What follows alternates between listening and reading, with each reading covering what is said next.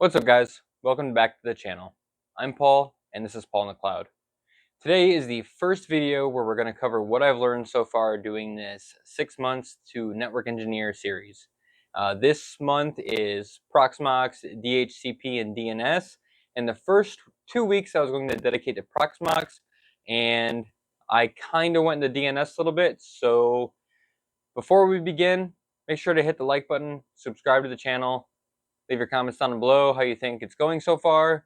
Let me know afterwards how you think it's going. Just talk to me.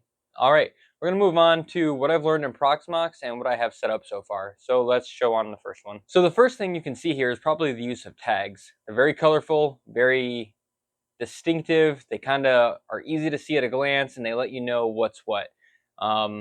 So far, it's been pretty nice because I can just at a glance click what I need. It's not too crazy though, because I could also just search by the names. So it's pretty cool, but not a necessary function to have.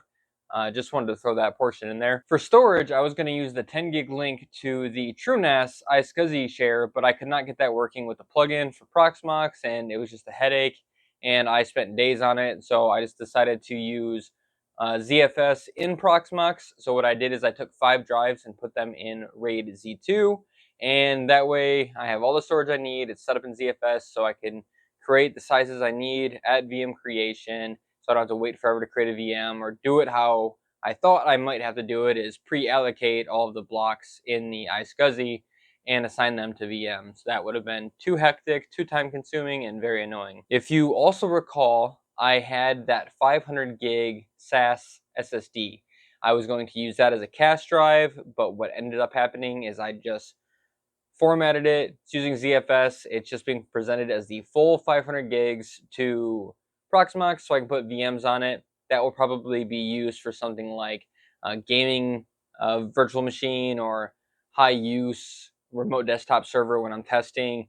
Right now, it's not going to serve too much function here, so I'm not going to really use it unless I run out of storage, which I have 12 terabytes of spinning disk storage, so I don't think that's going to be an issue.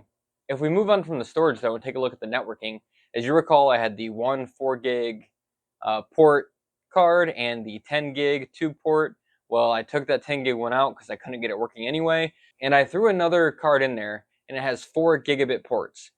So in total, that brings the whole server to 8 gigabit ports, and well, 9 if you include the onboard one on the motherboard, which is used solely to manage Proxmox. If you see here, I have all of the ports. They are labeled ENP7S0F012 and 3. That is one of the cards, and the other card is ENS6F012 and 3. I also have the WLP8S0, which is the wireless card. If you recall from the server build videos, that is the NetIS card. I finally got that working, which I covered a few times. And then ENP6S0, which is the onboard for the motherboard. All these ports are set up as VM bridges for now, just one-to-one, and then it's shared between VMs. So all of the VMs that you're going to see here in a minute are all just running on 2 of the ports until I build out more VMs for testing, and then I actually allocate a port to a virtual machine later on. Next thing we're going to cover just real quick is not something that's so much related to this, but it's just good practice in general. So what I did for the Linux templates and the Windows templates is you kind of just reset them to factory settings. So for Windows, that consists of the out-of-box experience commands, and for Linux, it's removing the machine ID and the SSH keys, the SSH host file. And that way, when the machines boot up, they're fresh. They don't have conflicting system IDs for Linux, machine ID for Windows. I can't remember what it's called, but basically, if it's the same as another one, you can't join it to a domain, and it will get confused, and it will give you errors, and it will complain all day. Moving on from that, though, we already saw that with Proxmox, I enabled IOMMU for the PCI pass-through when I was going to pass through that 10 gig card. That didn't really happen, but it's still enabled just in case I throw in another graphics card to use in a virtual machine. So let's go over the VMs that I currently have set up. As you can see on the screen here, I have a Windows 10 VM, a Windows 11 VM, two Windows Server VMs, one of them being a domain controller and the other one being a remote desktop server. The reason is because I just wanted to experiment a little bit, and the domain controller, I've only really done it twice before, and I just wanted to have some practice and get some more exposure setting up a domain controller, so I did. And I have the Ubuntu template along with the Windows templates, which I mentioned I prepped them up to be cloned to create new VMs fresh and ready to go. If you watched the video previous to this one, which I will link up here, you saw the 4 HP machines that were labeled HML HST 1, 2, 3, and 4. And 1 and 2, I mentioned, have Bind9 DNS Ubuntu VMs on them, and they are set up for DNS. All right, so with DNS, let's go over how it works, or how I understand it to work so far. When your computer makes a request to go to a website like Google or Amazon, so you type in www.google.com or www.amazon.com, your computer doesn't need to know so much the name, it needs to know the IP address to actually get there. So what does it do? It queries your local DNS. First, it starts with itself. Do I know the IP address of where I need to go to? Does it correlate to this name? No. Okay, let's ask the next DNS. So then it goes from there, and then it jumps to the recursive DNS server, which in this case I understand to be my Bind9 DNS servers.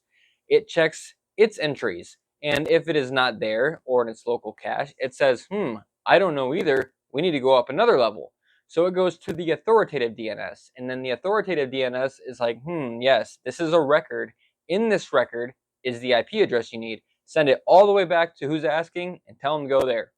So that's what it does. So an example in my lab, the Windows 10 VM tries to go to google.com. It's never been there before, doesn't have it in its local cache. It asks my Bind9 DNS server. My Bind9 DNS server says, I don't know either, let's go up. And the Bind9 DNS server is set to just go to Google right away, so that's what it does. It goes to Google, say, hey, how do I get to your google.com webpage? And Google's DNS says, yo, use this IP. Sends it all the way back to my machine or the Windows 10 VM, and then it shoots it out into the ether, and then it comes back and boom, Google search page. And that's kind of it so far. I spent a lot of time just learning Proxmox storage and networking and just the little things. I didn't expect this first one to be too much, and I didn't expect it to be a lot of content because I wasn't aiming to learn much about networking in this first 2 weeks. It's more about getting Proxmox ready to start actually learning the rest of the stuff. And if you didn't see any of that, you can check it out up here on the first video where I covered what this is going to be. Some final words. I know the lighting's kind of bad. I record this on my cell phone and I have 2 lights in the background. They're very bright. They shine almost directly on me. I'm working on that. I don't have the money to buy new stuff, so for the people that keep commenting, fix your lighting, fix the video. It's a cell phone and lights. It's a video. And for the people that keep commenting, this is what I would do. Okay, that's what you would do. That's not a constructive comment, but I will listen and I will comment and I will respond to you, but try to keep it constructive. That's all this is for me to learn and grow. And if you're not going to help that, you're going to hurt that. So try to help. With that being said, I hope you guys enjoyed this video. Make sure to like, comment, subscribe to the channel, and I will see you all next time. Have a good day. Goodbye.